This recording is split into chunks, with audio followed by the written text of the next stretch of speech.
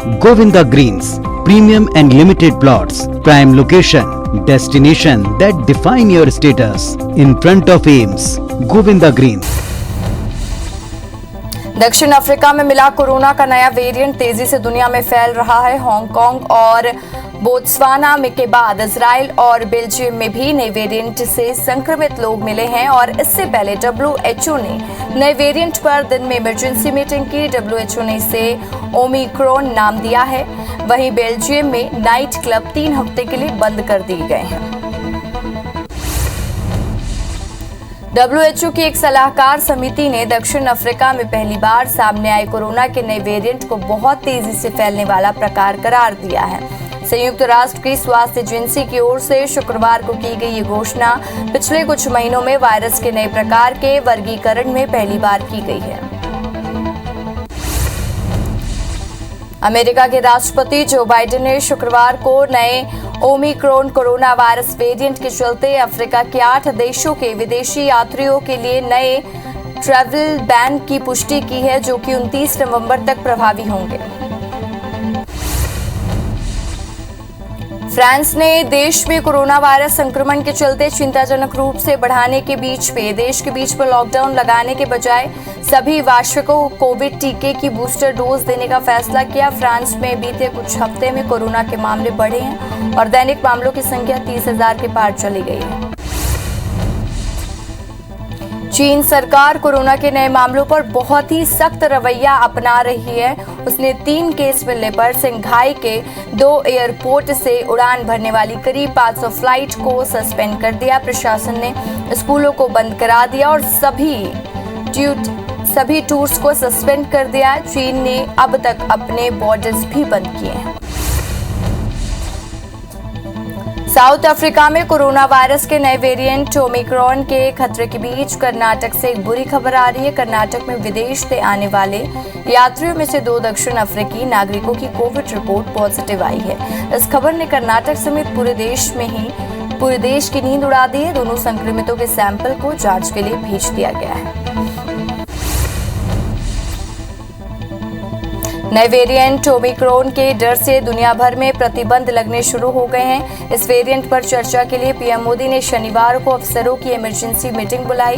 उन्होंने कहा कि नए वेरिएंट को लेकर हमें अभी से अलर्ट होने की जरूरत है। अंतर्राष्ट्रीय यात्राओं को छूट देने की जो योजनाएं हैं, उनकी फिर से समीक्षा भी की जानी चाहिए। बैठक में पीएम मोदी ने कहा, अंतर्राष्ट्रीय यात्राओं में छूट देने की जो योजनाएं हैं, उनकी फिर से समीक्षा की जानी चाहिए। लोगों को और ज्यादा सतर्क होने की जरूरत है। मास्क और सोशल डिस्टेंसिंग जैसी चीजों का पालन सही तरीके से किया जाना चाहिए। दक्षिण अफ्रीका में कोरोना के नए स्ट्रेन मिलने के बाद दुनिया भर में हड़कंप मचा हुआ है। इधर मुंबई प्रशासन ने इस पर सख्ती बरतते हुए दक्षिणी अफ्रीका से मुंबई एयरपोर्ट पर पहुंचने वाले पैसेंजर्स के लिए क्वारंटाइन और जीनोम सीक्वेंसिंग कराने का फैसला किया है। मुंबई के मेयर किशोरी पेडनेकर ने कहा कि अगर कोई व्यक्ति पॉजिटिव पाया जाता है तो उसकी जीनोम सीक्वेंसिंग कराई जाएगी। कांग्रेस के पूर्व अध्यक्ष राहुल गांधी ने कोरोना के नए वेरिएंट को गंभीर खतरा करार देते हुए कहा, अब केंद्र सरकार को सभी देशवासियों का कोविड टीकाकरण करने के प्रति गंभीर हो जाना चाहिए। उन्होंने ट्विटर पर एक चार्ट शेयर करते हुए कहा कि अब तक देश में सिर्फ 31% आबादी कोरोना वैक्सीन की दोनों डोज लगवा चुकी है। नकदी संकट से जूझ रहे पाकिस्तान को सऊदी अरब से जल्द ही $3 अरब का कर्ज मिलेगा। इस बीच प्रधानमंत्री इमरान खान की अगुवाई में मंत्रिमंडल ने इस राशि को देश के केंद्रीय बैंक में रखने की सहमति दी है। जियो न्यूज की रिपोर्ट के मुताबिक सऊदी सरकार ने स्टेट ऑफ बैंक पाकिस्तान में $3 अरब का भंडार रखने का वादा किया था। रक्षा मंत्री राजनाथ सिंह लखनऊ के जौनपुर में हुए एक कार्यक्रम में शामिल हुए। इस दौरान उन्होंने चीन पाकिस्तान को चेतावनी देते हुए कहा, हम किसी को छेड़ेंगे नहीं, लेकिन किसी ने हमें छेड़ा तो छोड़ेंगे भी नहीं। किसी देश की 1 इंच जमीन पर कब्जा नहीं किया है। हमारी जमीन कब्जा करने की कोशिश करेगा तो उसे बख्शेंगे भी नहीं। जम्मू कश्मीर में अब ड्रोन के जरिए सीमा पर निगरानी के साथ ही पहाड़ी क्षेत्रों में कोरोना वैक्सीन, मेडिसिन और अन्य जरूरी चीजों को भी भेजा जाएगा। मल्टी कॉपर यूएवी ड्रोन का जम्मू में Indian institute of integrated medicine से मड ब्लॉक तक ट्रायल किया गया। कृषि कानूनों को लेकर केंद्रीय कृषि मंत्री नरेंद्र सिंह तोमर ने कहा कि किसान संगठनों ने पराली जलाने को अपराध से मुक्त करने की मांग की है, जिसे केंद्र सरकार ने मान लिया है। हमें दुख है कि किसान संगठनों को कृषि कानून के फायदे के बारे में समझा नहीं पाए। कृषि मंत्री नरेंद्र सिंह तोमर ने कहा कि संसद सत्र से शुरू होने के दिन कृषि कानूनों को संसद में रद्द कराने की प्रक्रिया पूरी की जाएगी। बिल पारित हो जाने के बाद मैं समझता हूं कि अब आंदोलन का कोई भी मतलब नहीं है। किसानों का 29 नवंबर को होने वाला ट्रैक्टर मार्च स्थगित हो गया है।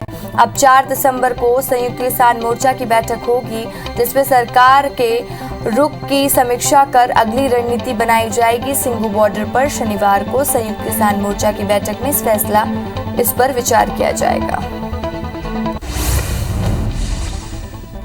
भारतीय किसान यूनियन के प्रवक्ता राकेश टिकैत ने कहा कि केंद्र सरकार एमएसपी के मुद्दे पर किसानों से सीधे बात करे। सरकार हमसे बातचीत नहीं करना चाहती। उन्होंने कहा कि एमएसपी पर सबकी निगाहें हैं। लीगल कानून बना के दें या फिर कमेटी का गठन कर दें। केंद्रीय मंत्री अनुराग ठाकुर ने यूपी के बागपत में आयोजित दंगल प्रतियोगिता में बतौर मुख्य अतिथि हिस्सा लिया। इस मौके पर अनुराग ठाकुर ने अखिलेश यादव पर जमकर निशाना साधा। उन्होंने कहा, अखिलेश खेल स्पर्धाओं पर सवाल उठाते हैं, लेकिन अगर अपने खिलाड़ियों को आगे बढ़ने का मौका मिले तो उसमें बुराई क्या है। दिल्ली की एक अदालत एयरसेल मैक्सिस मामले में पूर्व केंद्रीय मंत्री पी चिदम्बरम और उनके बेटे कार्तिक चिदम्बरम और अन्य को समन जारी कर दिया है। कोर्ट ने मामले में ईडी और सीबीआई की ओर से दायर आरोप पत्र पर संज्ञान लिया है। बेंगलोर से पटना जा रही गो एयर की एक फ्लाइट तो तकनीकी समस्या आने की वजह से इमरजेंसी लैंडिंग करानी पड़ी। विमान को नागपुर में पायलट ने सुरक्षित लैंडिंग कराई। इस विमान में क्रू मेंबर समेत 139 यात्री सवार थे, सभी सुरक्षित हैं। देश के सबसे गरीब 3 राज्यों में झारखंड भी शामिल है। राज्य में करीब 42.16% आबादी गरीब की जीवन जी रहा है और वहीं बिहार इस मामले में झारखंड से भी नीचे है। हाल ही में नीति आयोग की गरीबी सूचकांक जारी किया है। इसके मुताबिक यूपी, बिहार और झारखंड देश के टॉप 3 गरीब राज्यों में शामिल है। कुछ दिन की राहत के बाद दिल्ली में एक बार फिर गहराते प्रदूषण से हवा खतरनाक हो गई है। कम तापमान और धीमी हवाओं के कारण पैदा हुई मौसम संबंधी प्रतिकूल परिस्थितियों के कारण वायु प्रदूषण का स्तर खतरनाक स्थिति में पहुंच गया है। वहीं वायु गुणवत्ता सूचकांक 406 दर्ज की गई है। मौसम विभाग ने आगामी दिनों पे दक्षिणी भारत के कई राज्यों के लिए बारिश का अलर्ट जारी कर दिया। चेन्नई में जहां 26 नवंबर की रात से ही मूसलाधार बारिश हो रही है, लगातार हो रही बारिश से कई इलाकों में स्थिति बिगड़ गई है। इसी को देखते हुए भारतीय मौसम विभाग ने चेन्नई समेत तटीय तमिलनाडु के लिए रेड अलर्ट जारी किया है। कोरोना के नए वेरिएंट को लेकर छत्तीसगढ़ में भी अलर्ट जारी किया गया है। संक्रमितों के संपर्क में आए 17 से अधिक लोगों के टेस्ट किए जाएंगे। बता दें कि प्रदेश में विदेश या देश के नए वेरिएंट के क्षेत्र में लोग आ रहे हैं। अगर ये लोग संक्रमित हुए तो उनके सैंपल की एडवांस जांच होगी। साथ ही सख्ती बरतने के निर्देश भी जारी कर दिए गए हैं। भोपाल में सीएम शिवराज सिंह चौहान ने राजभवन पहुंचकर राज्यपाल मंगूभाई पटेल को आमंत्रण दिया। सीएम शिवराज ने जनजाति कार्यक्रम के लिए राज्यपाल को आमंत्रित किया। बता दें कि 4 दिसंबर को पताल पानी में टंट्या मामा भील की स्मृति में कार्यक्रम होगा। भोपाल में टंट्या भील की शहीदी दिवस को लेकर सियासत शुरू हो गई है। दरअसल जेएस ने भी शहीदी दिवस मनाने का ऐलान कर दिया है और जेएस के कार्यकर्ता 4 दिसंबर को पतालपानी के तंटिया भील के स्मारक पहुंचेंगे और शहीदी दिवस मनाएंगे। बता दें कि तंटिया मामा भील की स्मृति में बीजेपी कार्यक्रम करेगी। भोपाल में एक ही परिवार के 5 लोगों ने जहर खाने से घटना को लेकर सीएम शिवराज सिंह चौहान ने आपात बैठक बुलाई है, जिसमें उन्होंने सूदखोरों पर नकेल कसने के निर्देश दिए। बैठक में सहकारी अधिनियम और अनुसूचित जाति षण विनियम पर चर्चा की गई है और साथ ही सीएम शिवराज ने कहा कि कल की घटना हृदय विदारक है। मध्य प्रदेश के गृह मंत्री डॉक्टर नरोत्तम मिश्रा 2 दिवसीय दौरे पर दतिया पहुंचे, जहां उन्होंने कार्यकर्ताओं सहित आमजन से मुलाकात की और उनकी समस्याएं सुनी। साथ ही समस्याओं का निराकरण करने के लिए संबंधित अधिकारियों को निर्देश दिए। आरएसएस मध्य प्रांत के स्वर साधक सम्मेलन में शामिल होने के लिए संघ प्रमुख मोहन भागवत ग्वालियर पहुंचे, जहां उन्होंने सरस्वती शिशु मंदिर केदारपुर में लगाई गई वाद्य यंत्रों और पेंटिंग की प्रदर्शनी देखी और इस दौरान उन्होंने राजा मान सिंह विश्वविद्यालय के कला में छात्रों के साथ बातचीत की।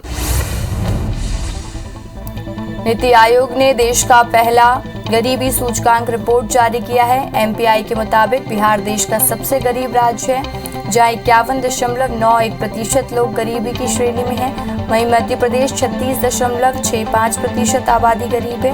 वहीं केरल में सबसे कम गरीब लोग हैं। चंबल के बेड़ों में बनने वाले अटल प्रोग्रेसवे के लिए जमीन मिलने का रास्ता लगभग साफ हो चुका है। राजस्व और वन विभाग अपनी अपनी जमीन इस मेगा हाईवे के लिए लगा रहा है और 90% से ज्यादा किसान भी जमीन देने की सहमति दे चुके हैं, लेकिन अभी भी मुरैना जिले में 10 गांव के किसान इस पर राजी नहीं हैं। महासमुंद से लगे NH 353 के किनारे पर्यावरण संरक्षण और पौधारोपण के प्रति आम लोगों को जागरूक करने के उद्देश्य से वन महोत्सव की शुरुआत की गई थी, लेकिन ये शुरुआत खानापूर्ति और कागजों में सिमट कर रह गई। 4 महीने में सिर्फ 24 पौधे रोपे गए, जबकि 2400 पौधे रोपे जाने थे। बिलासपुर हाईकोर्ट ने अधिग्रहित जमीन के बदले 70 महिलाओं को नौकरी देने के आदेश पर आगामी आदेश तक के लिए रोक लगा दी है। बता दें कि छत्तीसगढ़ राज्य महिला आयोग ने 70 महिलाओं पर NMDC में नौकरी देने का आदेश था, जिस पर रोक लगा दी गई है। कवर्धा मामले की सीबीआई जांच की मांग करते हुए दायर याचिका बिलासपुर हाई कोर्ट ने खारिज कर दी। कोर्ट ने कहा कि याचिकाकर्ता इसके लिए एसपी को कवर्धा में हुए झंडा विवाद मामले के बाद आज विवादित स्थल पर लगभग 100 मीटर की दूरी पर 108 फीट ऊंचा भगवा ध्वज लगाने के लिए भूमि पूजन किया गया। इस दौरान संत ब्रह्मचारी सिद्धेश्वर नाथ समेत कई संत मौजूद रहे। बता दें कि शंकराचार्य स्वरूपानंद सरस्वती ने 108 फीट ऊंचा भगवा ध्वज लहराने की घोषणा की थी। जांजगीर चांपा के जिला रोजगार कार्यालय में युवाओं को पीएससी परीक्षा की तैयारी कराई जा रही है। इस दौरान जिले भर से सैकड़ों की संख्या में युवा शामिल हो रहे हैं और उन्हें रोजगार कार्यालय की इस पहल से व्यापक लाभ मिल रहा है। खरोरा तहसील और तिल्दा ब्लॉक के सरकारी स्कूल में मिड डे मील बनाने वाली महिला समूह को 5 महीने से वेतन नहीं मिल रहा है, जिससे उन्हें उधार लेकर भोजन तैयार करना पड़ रहा। महिला समूह का कहना है कि राशि नहीं मिलने के कारण दुकानदारों ने भी उधार देना बंद कर दिया है। धमतरी में नगरी सिहावा में एक बार फिर नक्सली बैनर मिला है, जिससे इलाके में दहशत का माहौल है। बैनर की सूचना मिलते ही पुलिस मौके पर पहुंची। पुलिस ने बैनर जब्त कर इलाके में सर्चिंग बढ़ा दी है। बैकुंठपुर के खलिहान में रखे पैरा में अचानक आग लग गई। सूचना मिलते ही मौके पर पहुंची पुलिस नगर सेना की रेस्क्यू टीम ने आग पर काबू पाया। आग लगने से खलिहान में रखा पैरा जलकर खाक हो गया।